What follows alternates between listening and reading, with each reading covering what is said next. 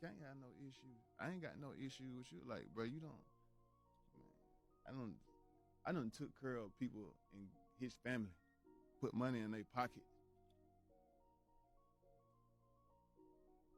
Know what I mean? So like, I don't want to go too much into that, bro, because it's like, no. Fortunately, it became clear very quickly that Young Dolph was going to be a star, and so Gotti waged war with him through music. The man at the center of all of this again, Hernandez Goin, who's facing charges for first-degree murder, conspiracy, and attempted first-degree murder in connection to the shooting death of Memphis rapper Young Dolph in November of 2021. You know what I'm talking about. But at the same time, now he's in hide mode because he can't push that agenda. No, he can't sell no music. He can't sell himself. Nearly 4 years after Young Dolph was murdered, shocking courtroom testimony has reignited questions about the case's biggest mystery. Where is Yoati? Hernandez Govan, accused of orchestrating the hit, has seen his trial repeatedly delayed, sending ripples through Memphis and the hip-hop world. The trial was originally set to start on March 10th. It has now been pushed back to July of 2025. In the wake of these case developments and the killing of Gotti's brother, Big Juke, Yo Gotti has noticeably scaled back his public appearances and social media activity.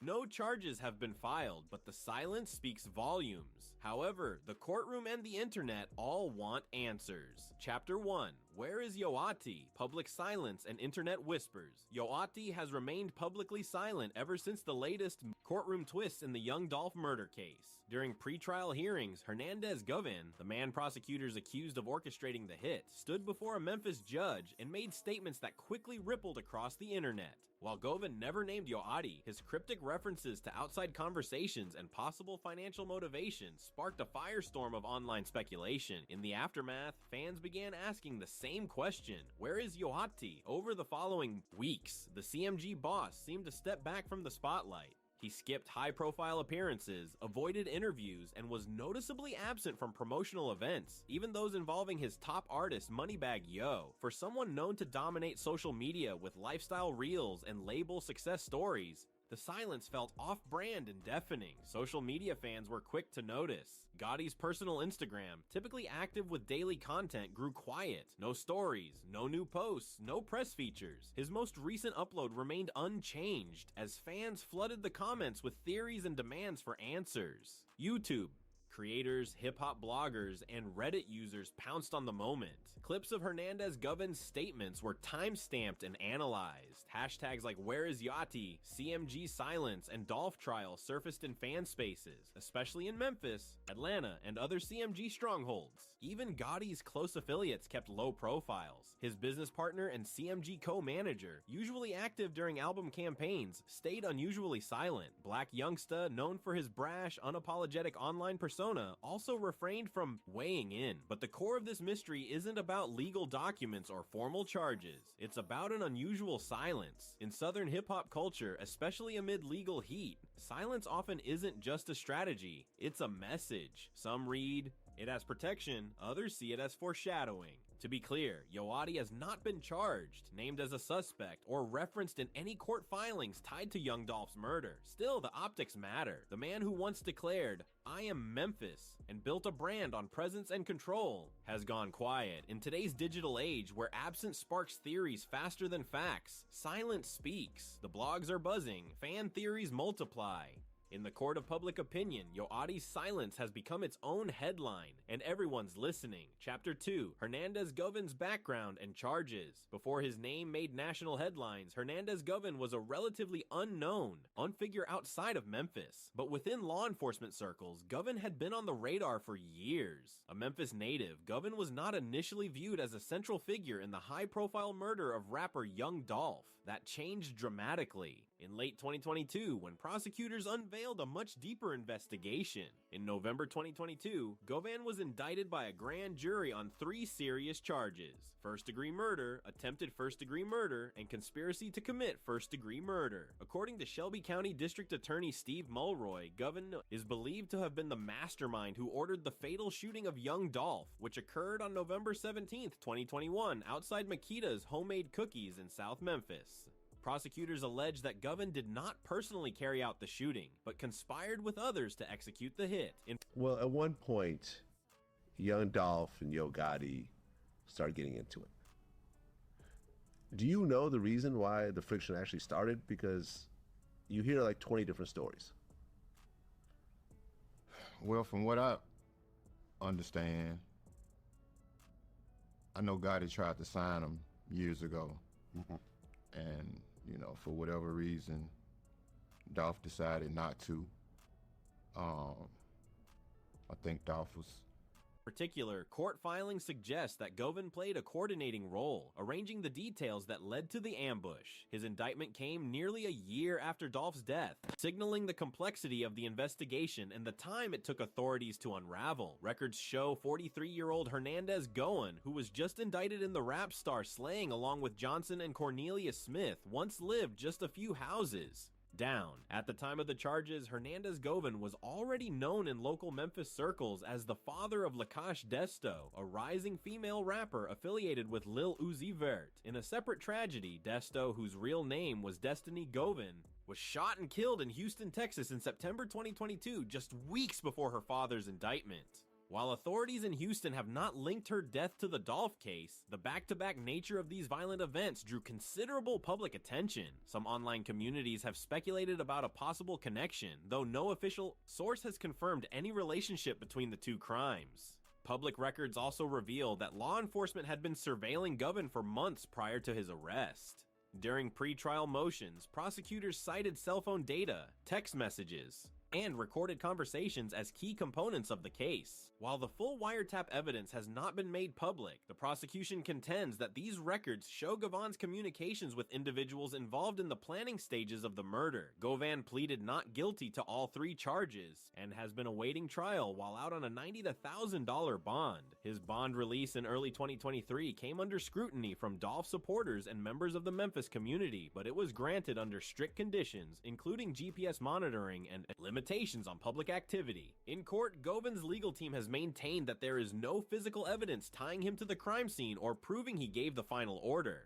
Prosecutors, on the other hand, continued to portray him as the architect of the murder, a man who operated from the shadows, orchestrating events that culminated in Dolph's death. As of now, the full evidence file remains sealed from public view, but courtroom summaries, legal motions, and selective media coverage have only deepened public interest in Govan's alleged role. While the trial is still unfolding, his name remains at the heart of a murder case that continues to shake the hip-hop community nationwide. Chapter 3. Courtroom Chaos, what Hernandez Govan really said. When Hernandez Govan appeared in court for one of his earliest major hearings, many expected a routine legal process. Plea entries, procedural motions, bond discussions. But what unfolded drew national attention and reignited online speculation about who else might be connected to the murder of Young Dolph. During a bond hearing in early 2023, Govan, and seemingly without prompting, began making statements that were less than helpful to his case. He made references to outside conversations and indicated involvement of individuals beyond those already charged. While never directly naming Yoati, these statements fueled the firestorm of speculation. He essentially hinted at a broader network, suggesting that others were involved in the conspiracy. It was like he was dropping breadcrumbs, intentionally or not, for the internet to dissect. The courtroom erupted with whispers and murmurs. Legal experts were scrambling to interpret the significance of his words. Was he trying to shift blame? Was he trying to negotiate a deal, or was he genuinely confused and rambling? The ambiguity of his statements only amplified the mystery surrounding the case and added another layer of intrigue to the ongoing saga.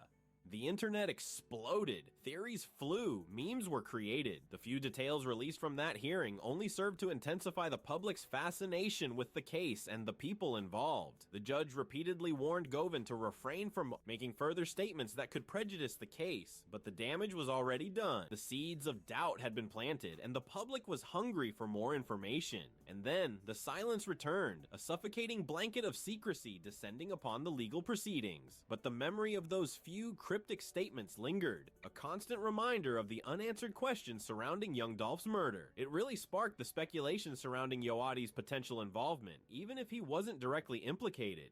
And the world held its breath. The immediate aftermath was chaos. Sirens screamed, police swarmed the scene, and the city mourned the loss of a Memphis icon. But amidst the grief and confusion, questions lingered. Who would do such a thing? Why? And what was the connection to the simmering tensions within the Memphis rap scene, particularly the long-standing rivalry between Young Dolph and Gotti? The police investigation was swift and intense. Memphis. Now, what about Young Dolph? Yeah, I knew Dolph personally. Yes, sir. We did business years ago before he actually blew up. He was rapping at the time, but he hadn't blown up yet.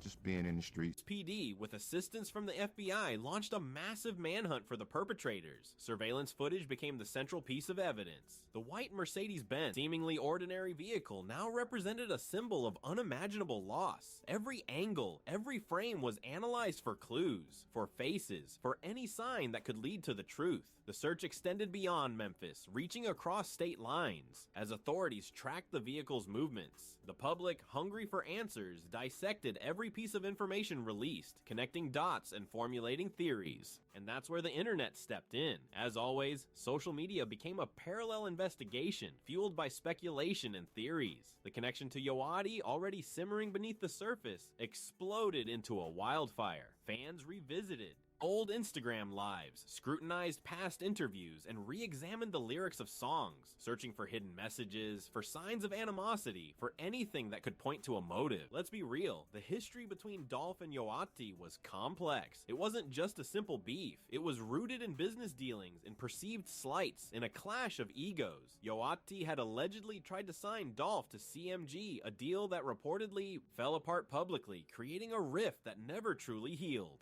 Was this about a failed business deal, a power struggle, or something even deeper? The internet was convinced it was more than just a rap beef. Then came the Charlotte shooting in 2017, another chilling reminder of the volatile relationships. Over 100 rounds fired at Dolph's bulletproof SUV, a terrifying event that left the rap world shaken. Gotti was briefly listed as a person of interest, but quickly cleared. Black Youngsta, a CMG artist, was arrested in connection with the shooting, only to have the charges dropped later due to lack of evidence. While the legal system moved on, the internet never forgot. It was fuel for the fire, a constant reminder of the danger that surrounded both artists. Could this be related? Was there a connection between the Charlotte shooting and Dolph's murder? It was a question that many believed had to be answered, but it wasn't just about the past. The online sleuthing went even further. Fans noticed subtle shifts in social media behavior. Unfollows, silences, a noticeable pullback from the public spotlight by key figures within CMG.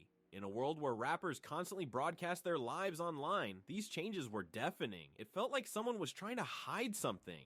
And that, folks, is what really ignited the internet frenzy. A sense that something wasn't right. A feeling that there was more to the story than what was being told. Now, I want to be absolutely clear.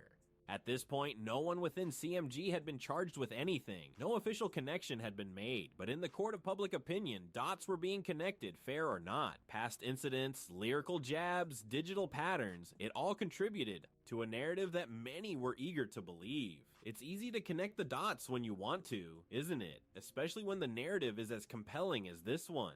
Then came Hernandez Govan. His statements in court, those cryptic remarks about others with influence, sent shockwaves through the online world. It was like he was throwing breadcrumbs, intentionally or not, for the internet to dissect. It wasn't just a simple denial, it was a subtle hint at a broader conspiracy. A suggestion that others were pulling the strings. Who were these others? Did they have connections to CMG? Were they the ones who orchestrated Dolph's murder? Govan didn't name names, but his words were enough to fuel the speculation. And that's the thing about these situations, isn't it? A single ambiguous statement can be interpreted in 1,000 different ways. It can be twisted and manipulated to fit any narrative. That's the power of suggestion. And then there's the tragic loss of his daughter, Lotta Cash Desto, just weeks before his indictment. A devastating blow, a reminder of the violence that pervades the world of hip-hop. But did it change the narrative? Did it evoke sympathy? Or did it further complicate an already tangled web? The Shelby County District Attorney's Office, led by Steve Mulroy, pushed back firmly. They cited sealed evidence, referenced involvement from federal agencies, and warned of risks to public safety and potential witnesses. They suggested that releasing Govan could disrupt ongoing investigations and influence individuals allegedly tied to the conspiracy. It felt like they were holding back, like there was more to the story than they were willing to share. And honestly, wouldn't you expect that? The judge ultimately denied Govan's bond request, citing the seriousness of the charges and the potential risks involved. But eventually, a bond was set and Govan was released, pending trial. The case is ongoing, and the truth remains elusive. That I had with my son, and my son was like, you know, he wanted me to take the deal. And his position was, you know, he would rather lose me for a few years than the rest of my life. Right, because you're facing life in prison. Correct. Do they have a death penalty in Memphis? Yeah, they do. Remember that accusations, even when fueled by speculation and online frenzy, are not proof. Everyone deserves due process, a fair trial, and the presumption of innocence. But the weight of suspicion is heavy, and the internet rarely forgets. What we do know is that Young Dolph is gone. A vibrant artist, a community icon, a symbol of hope and inspiration taken too soon. And the city of Memphis, the rap world, and his countless fans are left to grapple with the pain and the unanswered questions. The investigation continues, the search for justice continues, and the world watches, waiting for the truth to emerge. From the shadows, what is the real story behind Dolph's murder, and who is ultimately responsible? It's a question that will haunt the city of Memphis for years to come. That silence is deafening. It's a constant hum beneath the surface of everything, a reminder that there are layers to this story we haven't even begun to scratch. And let's be real, the internet never lets anything stay buried for long. They're sifting through lyrics, dissecting old interviews, pulling up Instagram posts from years ago, searching for any clue, any connection that might explain what happened. It's become a digital treasure hunt, with fans acting as amateur detectives, piecing together fragments of information, crafting theories that range from plausible to completely wild. Some theories suggest Yo Gotti's silence is a sign of guilt, a calculated attempt to distance himself from the situation. Others believe it's a genuine display of respect for Dolph and his family, a way of avoiding further pain and controversy. But the truth is, we don't know, and that's what fuels the speculation. It's what keeps the conversation going. And it's not just the fans online. Bloggers and independent journalists are digging deeper than ever before. They've started receiving cease and desist letters, a clear indication that someone wants to control the narrative, to shut down the lines of inquiry. But that just makes people more curious, doesn't it? When someone tries to silence you, it's a sign that they're hiding something. It's a neon sign screaming, "Look closer." It's an almost comical display of power, like the bully trying to intimidate the kid on the playground. But in this digital age, silence is a weapon, and it's a double-edged sword. The questions everyone's really asking, the ones lingering just beneath the surface of all the online chatter, are these. Was the rivalry between CMG and Dolph's paper route empire more than just a simple beef? Did Dolph's independence, his refusal to play by the industry's rules, make him a target? Was he stepping on toes, disrupting a carefully constructed power structure? It's easy to dismiss it as just local beef, as a minor squabble between two rap crews. But when you dig a little deeper, you start to see a bigger picture, a complex web of relationships, rivalries, and financial interests. Dolph wasn't just a rapper, he was a businessman, a community leader, a symbol of hope for aspiring entrepreneurs.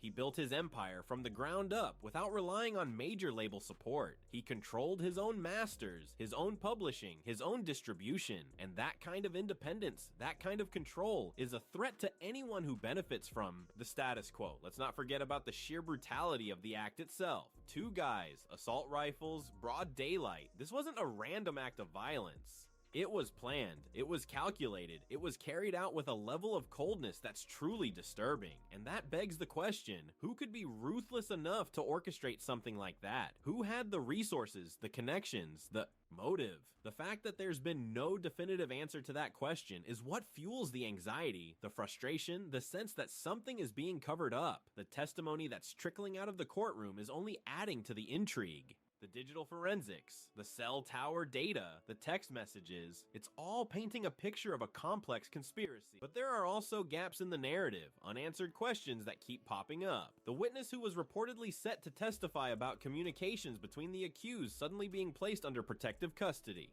The sudden sidebar during a pre-trial hearing referencing sealed federal cooperation. These are the moments that keep people on the edge of their seats, wondering what's going on behind the scenes. Then there's the absence of Yo Gotti's name in any official courtroom. Testimony, it's a glaring omission, a void that begs to be filled. Some believe it's a deliberate tactic, a way of shielding someone from scrutiny. Others believe it's a sign that Gotti is truly innocent, that he has nothing to do with this tragedy. But either way, it's a powerful symbol of the questions that remain unanswered, and that sudden shift, the mentioning of Big Juke's name during that hearing.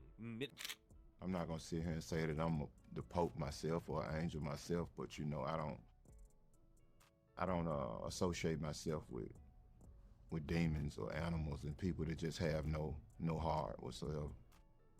Sent shockwaves through the city, and now, with his tragic passing so soon, after being referenced in court, the already tense situation has become even more charged. Was it a coincidence? A tragic accident? Or was it something more sinister? A calculated act of retaliation? The speculation is running wild, fueled by the sense that the truth is being kept hidden. The timing is just too perfect, too convenient to be ignored. And the fact that authorities haven't publicly named any suspects in his death only adds to the mystery. The questions people are asking now are even more urgent, more demanding. Who killed Big Juke? And what role did he play in the larger conspiracy? What's most unsettling is the feeling that we're only seeing a fraction of the story. The sealed federal documents, the witness protection, the courtroom silences, they all suggest that there's a much larger picture out there, a network of individuals and institutions that are working to control the narrative. And the fact that so many questions remain unanswered is a testament to the power of those forces. The defense is doing its job, challenging the prosecution's narrative, poking holes in their case. But the prosecution, with their sealed documents and their guarded testimony, seem to have a whole other level of information and understanding of the situation that we, the public, are not privy to. It's almost as if we're watching a play, a carefully constructed drama with hidden agendas and unspoken truths. And the worst part is, we're all part of the audience, powerless to influence the outcome, forced to watch as the story unfolds, waiting for a resolution that may never come. The fans are out there, the detectives of the digital age, sifting through the crumbs of information, trying to piece together the puzzle. But the people with the real power, the people with the real secrets, are playing a different game, a game of silence and manipulation, a game that we may never fully understand. It's a dark chapter in Memphis's history, a tragedy that has shaken the community to its core. It's a reminder that even in the world of music, of entertainment, there are real-world consequences, real-world dangers. It's a testament to the power of money, the allure of fame, and the lengths to which people will go to protect their interests. The questions remain. Was it about business, ego, or something else entirely? Did ambition outweigh good sense? Was this a tale of local beef gone tragically wrong, or a reflection of a deeper malaise within the music industry? And most importantly, will justice ever truly be served? Imoi, louder than anything Memphis had ever heard. The roar of the crowd.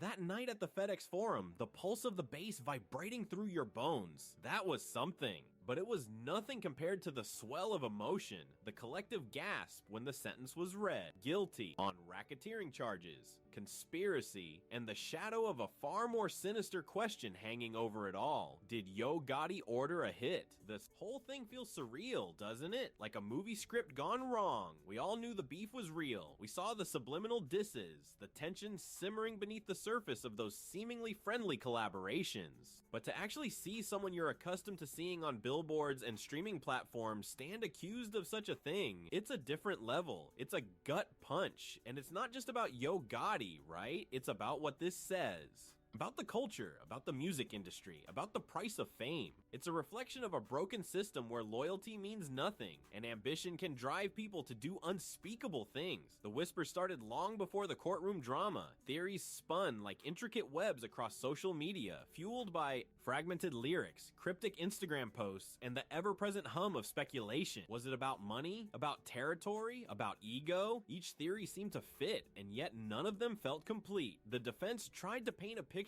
of a successful businessman, a community leader, a man who had built an empire from the ground up. They highlighted his philanthropic efforts, his support for local artists, his role as a mentor to countless young people. But the prosecution, they laid out a different narrative, a narrative of violence, intimidation, and a ruthless pursuit of power. They presented evidence of coded communications, shell companies, and a network of individuals allegedly involved in illegal activities. And that's where things get really murky, doesn't it? That constant feeling that we're only seeing a carefully curated version of the truth. The sealed documents, the gag orders, the witnesses who suddenly develop amnesia, they all contribute to this sense of unease, this feeling that something bigger is at play. It's like trying to assemble a puzzle with half the pieces missing. Why do they keep trying to make it a rap beef between you and Gotti, though? If it's something about you I just don't respect, bro, I can't sit and fake and act like it's all good. That's understandable. Know what I'm saying? Right. Like, the first time I even met little dude, go in the studio. First time. He seen everybody out the studio. Like, let me holler at dog. Like, man, you got your own everything. Where you popping. You like, where you got the money, you got your team, you got this, you got that. You like, bro, I'm telling you, we can do this, we can do that. You ain't like Zilla. I ain't gotta hold your hand like Zilla. You ain't like Starlito. I ain't gotta hold your hand like Starlito. I ain't gotta babysit you like them. It's my first time meeting you. You gonna really sit and downplay your artists and throw your artists up on the bus to try to persuade me in to come over there? So it's like a red alert the first time I met him. You feel like I can't you're gonna say respect that. about me. No, it's just, I can't respect that. You can see the general outline, but the details remain frustratingly out of reach. Think about it. Big Juke's name popping up during that hearing, seemingly out of nowhere. Then, the sudden and tragic loss of his life so soon after. Coincidence?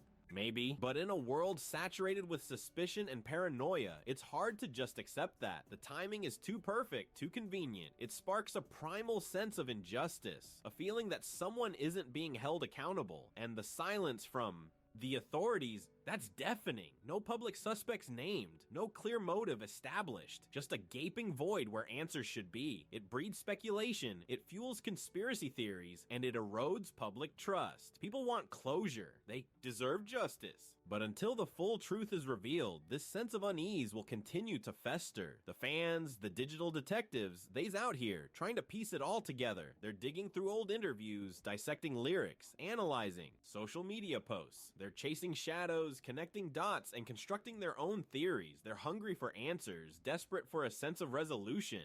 But are they getting closer to the truth, or are they just getting caught up in a web of misinformation and manipulation? The defense is fighting hard, challenging every piece of evidence, poking holes in the prosecution's case. They're trying to cast doubt, to create reasonable doubt. But the prosecution, they seem to be operating on a different level. They have access to information that the public doesn't. They have resources that the defense can only dream of. They're playing a long game, and it's hard to see how the defense can keep up. It all comes back to that nagging question. Who really pulled the trigger? Did Yo Gotti order a hit, or is he being framed? Is he a victim of circumstance? A pawn in a larger game? The truth is out there, somewhere, buried beneath layers of secrecy and deception, but finding it will require more than just luck.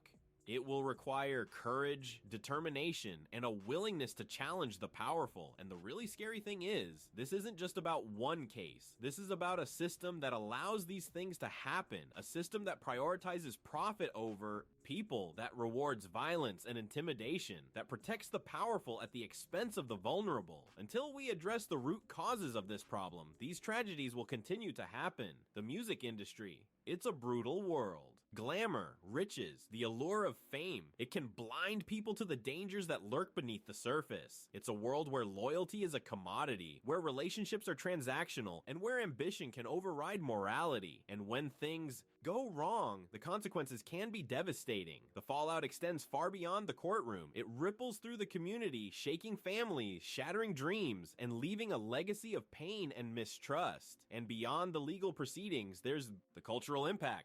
This case has forced us to confront uncomfortable truths about ourselves, about our values, about the kind of society we want to live in. It's sparked a national conversation about race, class, and the criminal justice system. It's challenged our assumptions about loyalty, justice, and the pursuit of success. The legacy of this case will extend far beyond the headlines, shaping the cultural landscape for years to come. It's a stark reminder that in a world obsessed with image and fleeting fame, the pursuit of power often comes at a devastating cost.